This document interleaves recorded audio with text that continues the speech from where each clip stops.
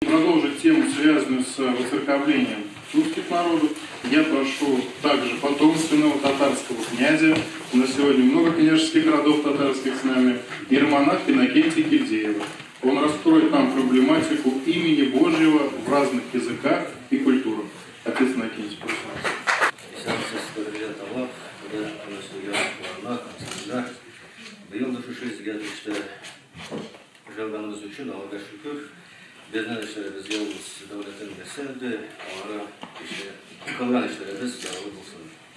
Ваше Высокопреосвященство, честные отцы, возлюбленные Господи, братья и сестры, благодаря Богу, что мы и в этом году имеем возможность собраться в этом святом месте, при молитвенном предстательстве святого апостола Фомы.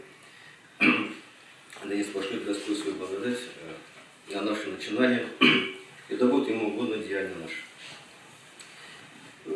Тему моего небольшого выступления можно было бы обозначить как необходимые условия сохранения национальной идентичности при принятии христианской веры представителями тюркских народов, а может быть и не только тюркских народов.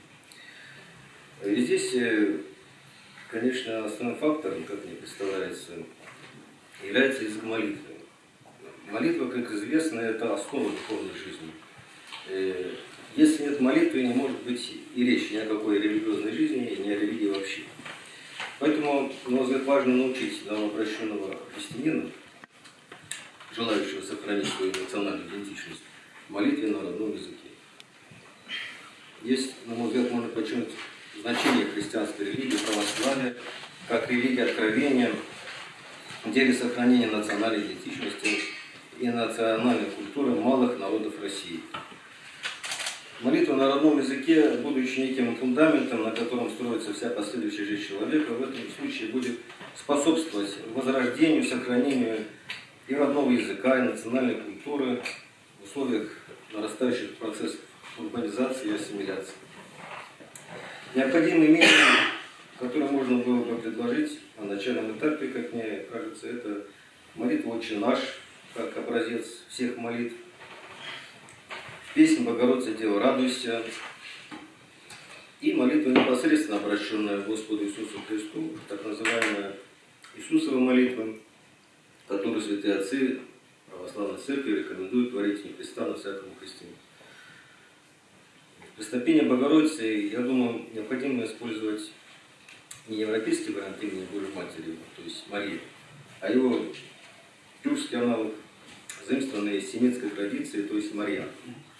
Тем более, что это имя Марьям – это оригинальное произношение имени Богородицы, и к тому же это форма имени Божьей Матери, зафиксирована в наших богослужебных Евангелиях на церковно-славянском языке. Вот, смотрите, это Матфея 1 глава 20 стих, от Луки 1 глава 27, 30, 34, 38, 39, 46, 52 стихи, 2 глава 16. В молитве Господу Иисусу Христу, как мне кажется, также необходимо использовать национальный вариант имени Божьего, но это мое личное мнение, исторически сложившийся в культурной традиции тюркских народов. В тюркской традиции он произносится как, он звучит как Айся Масих. Но обоснование этого, на первый взгляд, может быть не совсем очевидно выбора варианта имени Божьего для представителей тюркских народов. Я попытался дать в небольшой работе, озаглавленной как «Проблема имени Божьего в разных языках и культурах».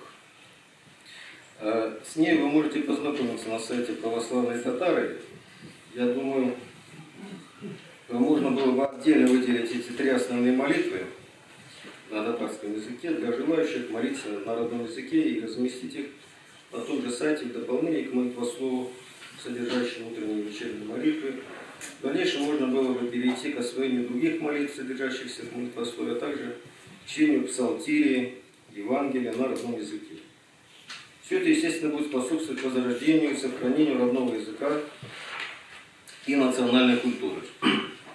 Так что и в данном случае религиозное просвещение имеет свой однозначно положительный аспект.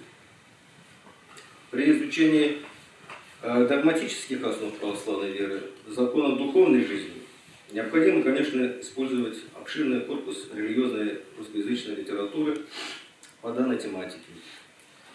Повсеместное знание русского языка имеет здесь свое неоценимое положительное значение. Здесь можно привести пример, когда при изучении той или иной области научных знаний человеку приходится порой изучать научные труды на иностранных языках.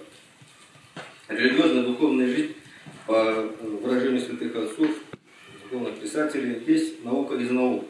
Так что ситуация в данном случае чем-то особым не отличается, и метод усвоения научных и религиозных знаний практически один и тот же. И, на мой взгляд, используя вот эти рекомендации,